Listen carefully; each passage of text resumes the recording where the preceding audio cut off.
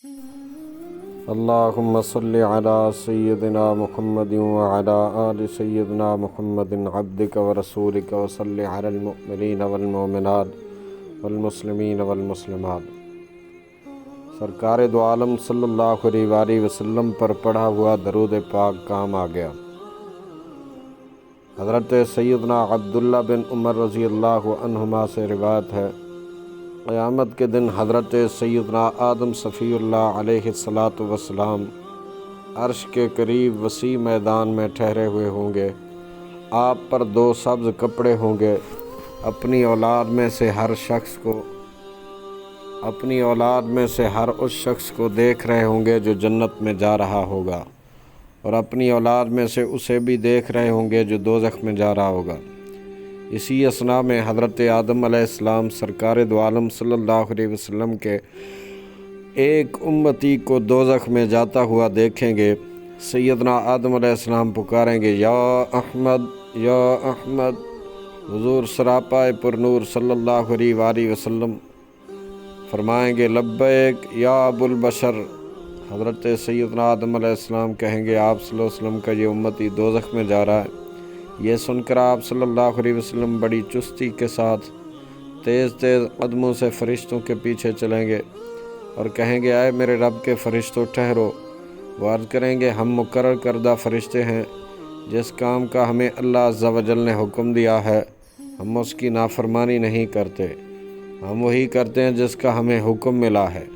جب نبی علیہ السلام افسردہ ہوں گے تو اپنی داڑھی مبارک کو بائیں ہاتھ سے پکڑیں گے، عرش کی طرف ہاتھ سے اشارہ کرتے ہوئے کہیں گے، اے میرے پروردگار عز و جل، کیا تو نے مجھ سے وعدہ نہیں فرمایا کہ تو مجھے میری امت کے بارے میں رسوا نہ فرمائے گا؟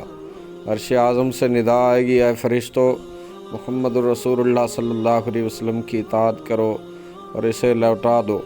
پھر آپ صلی اللہ علیہ وسلم اپنی جھولی سے سفید کاغذ نکالیں گے اور اسے میزان کے دائیں پلڑے میں ڈال کر کہیں گے، بسم اللہ۔ پس وہ نیکیوں والا پلڑا برائیوں والے پلڑے سے بھاری ہو جائے گا۔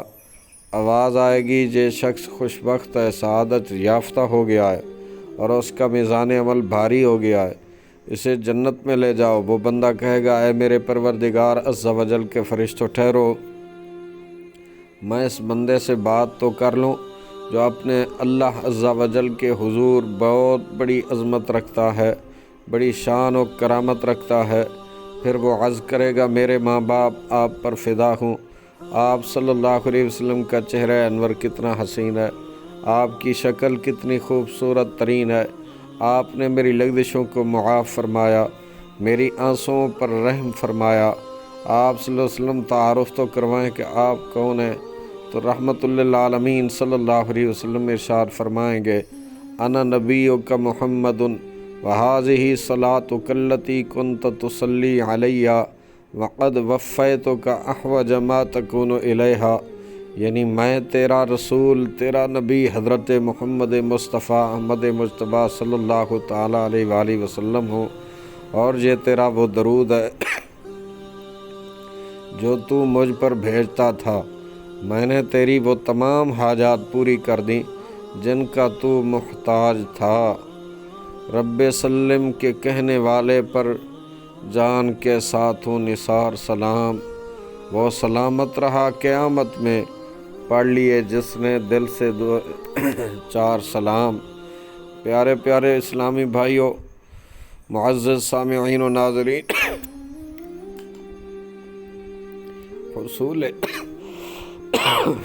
حصول برکت، ترقی معرفت اور رحمت للعالمین صلی اللہ علیہ وسلم کی قربت پانے کے لیے کثرت درود و سلام سے بڑھ کر کوئی ذریعہ نہیں ہے۔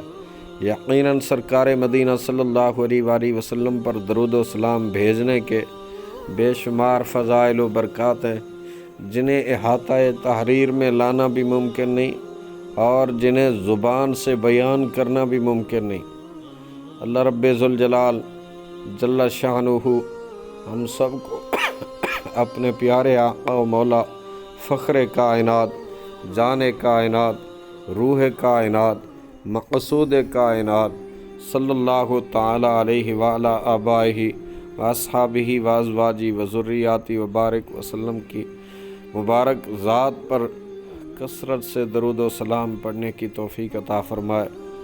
اللہ رب ذوالجلال درود و سلام تو وہ عمل ہے کہ خود رب العزت بھی ارشاد فرماتا ہے ان اللہ و ملائکتہ یصلون علی النبی یا ایھا الذین آمنوا صلوا علیہ وسلموا تسلیما۔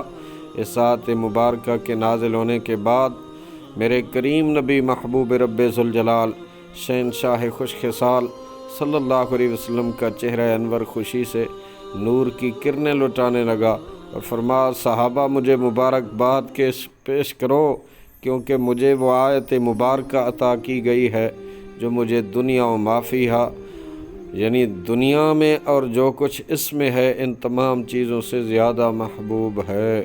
تفسیر روح البیان پارہ نمبر 22۔ اللہ رب ذوالجلال ہم سب کو پیارے سچے مصطفیٰ کریم صلی اللہ علیہ وسلم کی بابرکت ذات پر ہمیشہ کثرت سے درود و سلام پڑھنے کی توفیق عطا فرمائے۔ آمین آمین بحرمت سید الابرار والمرسلین۔